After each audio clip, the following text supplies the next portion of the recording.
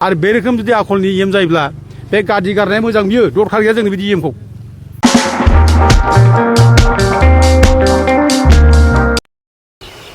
खुलुमबाय रायजोफोर दिनैहाय नोंथांमोननि सिगाङावहाय मोनसे आपडेट लानानै फैलायबाय आरोखि ना मोनसे खौरां बे खौराङानो जाहैबाय जोंहा दाख्लि फुंखा बसुमतारी फंबाय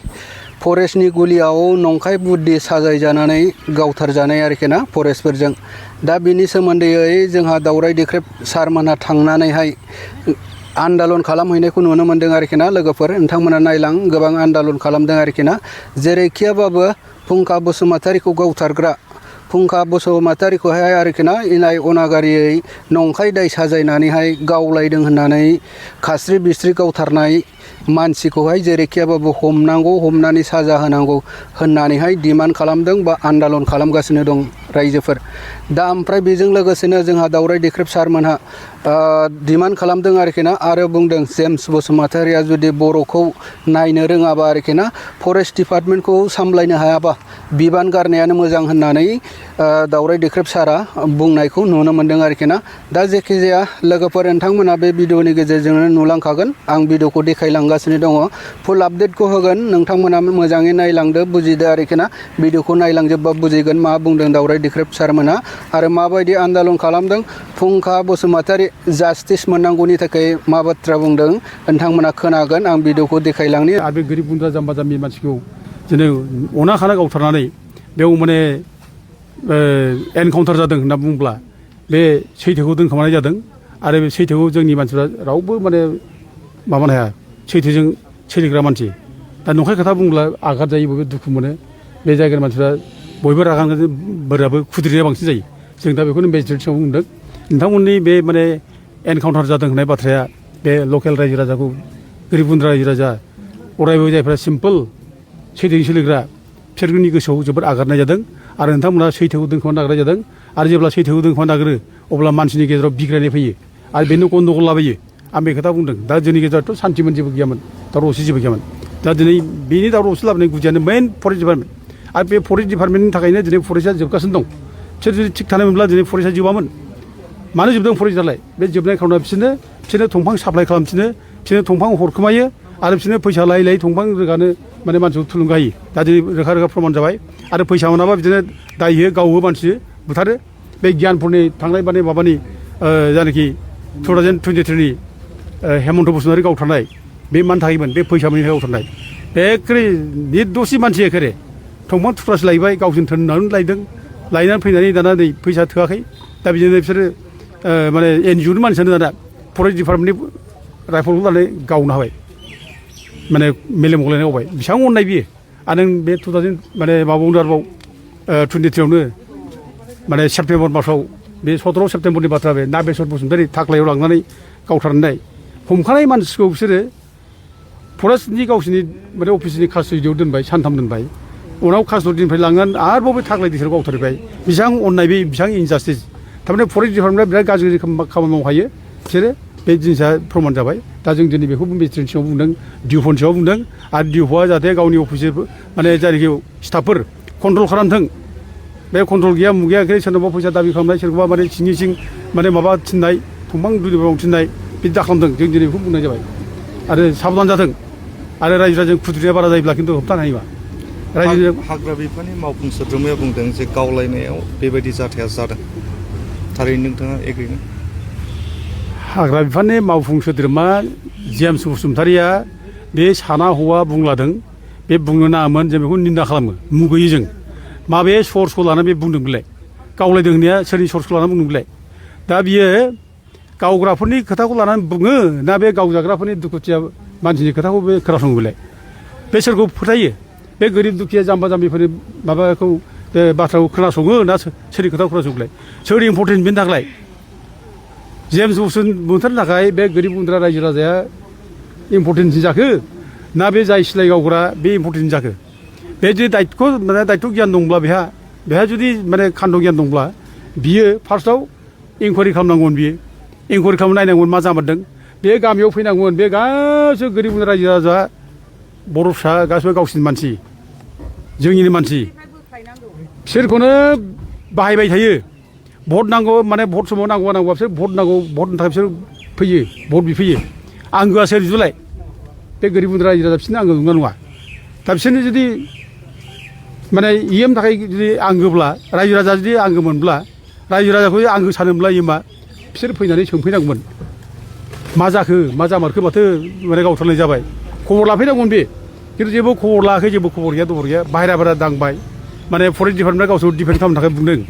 गावसोरखौ बासायनो थाखाय बुंदों एनकाउन्टार जादों होननानै एनकाउन्टार जायैखौनो एनकाउन्टार जादों होनना बुंदों दा बेखौनो बे सुर मिलायनानै जोंना माने इएमआ जोंना बुङाबाय जे एनकाउन्टार जादों होननानै बेखौ जों मुगैयै धिक्कार होयो आरो बे रोखोम जुदि आखलनि इएम जायोब्ला बे गाज्रि गारनाया मोजां बियो दरखार गैया जोंनो बिदि इएमखौ मानो नांगौ जोंलाय बे गोरिब गुन्द्रा जाम्बा जाम्बिनि दुखुखौ बुजिनो हायाखिसै बे मा जादों घटनाया बेयाव बे गोरिब गुन्द्रा जाम्बा जाम्बि सैथोजों सोलिग्रा मिसा खोथा खुनु दिन मुवा सिखार जाबाय बासिराफोर हाग्रायाव थांनाया नंगौ थाङाखै नामाखै दंफां लायनो नंगौ जानो हागौ बेखौ सिखार खालामबाय खिन्थु थोननायाथ' फरेस्ट डिपार्टमेन्ट थोनो दा दिनै बेफोर गासैबो थदन्त खालामनांगौआ फरेस्टनि इएम आरो गोरिब गुन्द्रा जाम्बा जाम्बिखौ बे माने माबानांगौ बिसासाव लानानै माने खौरांखौ सुलाद लानांगौ बियो दा सुलाद लायाखै रायजोखौ लानानै बे फरेस्ट डिपार्टमेन्टआ दाया मावबाय जेला बेखौ माने बासायनो थाखाय माने एनकाउन्टार जादों होनना बुंबाय बेखौनो बे दल दामना होबाय एनकाउन्टार जादों होननानै जायाखै बेयाव खुनु रिकभारबो जायाखै बेयाव माबा मोनसे गावग्रा जिनिसबो रिकभार जायाखै मोनाखै रावबो खोन्थानो हाया पुलिसाबो खोन्थानो हाया आरो रायजोआनो थांफाजोबदों पुलिसफोरजोंबो बेयाव जेबो मोनाखै दा उथे दा गोदानै खायदा खालामनानै जुदि सिलाय मोनदों नैबेखौ मोनदों होनना बुङोबायब्ला बे बिसोरनि खोथा बे अननाय खामानि मावनायनि खोथा बिसोर बिदिखौ मावनोबो हागौ दा खिन्थु खुनु सिलाय मोनाखै जेबो गैया एनकाउन्टारबो जायाखै दुखुथिया न'खरनो दा नोंथाङा मा दाबि खालामो दा जों दाबि खालामदों दुखुथिया न'खरखौ नायनांगौ दा जेबो गैया न'खरानो नायदो बेबायदि संसार जास्लोंनाय सिलिंखार खालामबाय मालाय माने जेबो गैयाब्लाबो ओंखाम खबसेजोंनो अननाया जागौमोन मोजाङै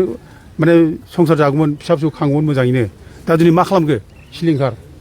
मा जानो बिसोरनि जिबना दा मा खालामबावनांगौ बिसोर मानसिनि जिबनखौ बिदि खालामनो हायो एथ' अननाय भाबै मानसिनि जिबनखौ डेस्ट्रय खालामबाय सेस खालामजोबनाय जाबाय आरोखि दा मा खालामनो दालाय दा दायथ' लानांगौ जोंना बिडिसिनि लिडारफ्रा दायथ' लानांगौ दा बिसोरनि न'खरा जाहाथे थांनानै थानो हायो बेनि थाखाय बिसोरनि न'खरनि थांनानै थानायनि बेब'स्थाखौ खालामनो हानांगौ साख्रि बाख्रिखौ हो दा माने बानायनानै हो साख्रिखौ खिन्थु बे नङा बे जोंसारनि बिसिनो साख्रि होनानै बे सप्ता खनसेल' होबाय ओरैनो माबायाव टेम्परारि भाबै फिक्स पेआव उनाव दानफिनबाय टार्मिनेट खालामफिनबाय दा बे रोखोम जाहाथे जाया साबधान जाथों आरोखि बे रोखोम जानो मोना बे पार्मानेन्ट माने माबाखौ साख्रिखौ होनांगौ आरो लोगोसे बे न'खरनि थांना थानायनि बेब'स्थाखौ खालामनो हानांगौ जोंथ' मैया बुंबावदोंसो एकस' कौटि थाखा 1 कौटि थाखा 1 कौटि थाखा बे फेमिलियाव दान होनांगौ 1 कौटि थाखाखौ मानो होनाया बे नङै गोदान बोसोराव ओरैनो एनाउन्स खालामबायनाय माने जों नुबाय थायो बेरायनायावबो 1 कौटि थाखा मेला बेरायनायावनो गारो दा बे थाखाखौ बे दिनै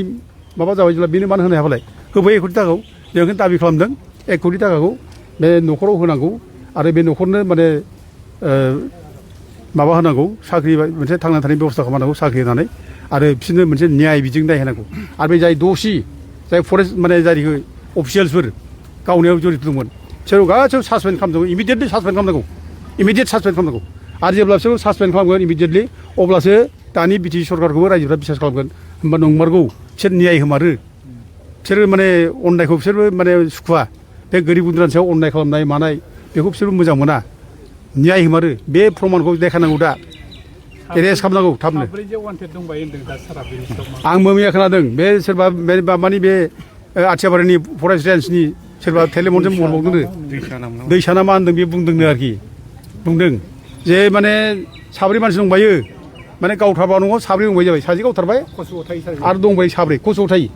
बेबायदि बाथ्राखौ जों माने खोनाजोब्बाय जायगानिफ्राय फन हरना बुंनायखौ दा उथे जों बेबायदिखौ निन्दा खालामो मुगैयो बे रोखोम जाहाथे मानसिखौ सिगिसुदा खालामदों दिनै हाग्रा बंग्रायाव जायफ्रा दुखि गोरिब थांनानै दं हाग्रा बंग्रायाव बिसोरखौ माने जों बोरै प्रटेक्ट खालामनो बोरै बिसोर जिबन बानायनो जों बेखौ सिन्था खालामनांगौ दिनै बेखौ खालामाखै दिनै एखेबारे गोदाव सोराव गावजों गावसो एखेबारे बिरादनो माने गावथारनो बुथारनो जुगुमलायनाय होखारनो जुगुम मोननाय दिनै बे हाग्रायाव जे हाजार मानसि बाहेरायाव हाबनानै दंफैयो बेखौ मा खालामदों फालाय माबा खालामदों एथ' दिनै बाहेरानि मानसि हाबनानै दंफैयो होखारजोबना बिसोर मानो होखाराखै मानो होखाराखै बिसोर होखार हायोब्ला जों मानसियानो बेयावनो माने मिलायनानै गोरोबलायनानै थानो हायो जेबो खालामाखै बोरो गावजों गावसो बुथारलायबाय थादों गावनि मानसिखौ गावथारदों दाय होयै बे हाग्रायाव जे हाग्रा दानफायजोब्बाय सेस खालामबाय बाहेरानि मानसि गुबुन जाथिया मोनसे हाबनानै थाफैनानै मा खालामदों बेखौलाय आरो बे माबायाव 17 थारिखनि फेब्रुवारियाव बे रुनिखाता बे फरेस्ट अफिसखौ माने बुख्रुबजोब्बाय सावबाय राइफल सेनानै लांबाय मेगनावनो देग बे फरेस्ट डिपार्टमेन्टनि मेगनावनो बिसोर मा खालामगोन बिसोरलाय गारि सावदों मा खालामा बिसोरलाय माबा खालामहादों जेबोथ' खालामाखै दा बे नंखायखौनो बेयाव थांनानै दिनै हाग्रायाव बेयो दंफां दानना दोननानै निरिह मानसि जे बे मानसिखौ माने गावथारबाय आरो दाना बिराद हिर' देखायबाय जों बिराद फरेस्ट डिपार्टमेन्ट रैखा खालामग्रा नोंनि अफिसा सावजाबाय नोंनि अफिसा गाव माबा जाबाय बुख्रुबजाबाय नोंनि सिलाय राइफल लांजाजोब्बाय अब्लाबो नों जेबो खालामाखै माबायदि बे फरेस्ट डिपार्टमेन्टनि माने फरेस्ट रैखा खालामग्रा माबा बिलाय अफिसियेल बिलाय माबायदि माने फरेस्ट माबाफोर बिलाय दा जों बिदिखौ धिक्कारै जों मुगैयो आरो बे रोखोम जुदि जाबाय थायोब्ला खिन्थु रायजो राजानि सेन्टिमेन्टखौ हमथानांगौ गोग्रा जागोन जों बेखौ वार्निं होनाय जायो रायजो राजा बिराद बिग्रायनानै दं बिराद दुखु मोननानै दं गोरिब गुन्द्रानि सायाव बिदि अयथासार खालामदों आरोखि जों बेखौ बयबो माने दानि बिटिसि सरकारखौ जों खावलायो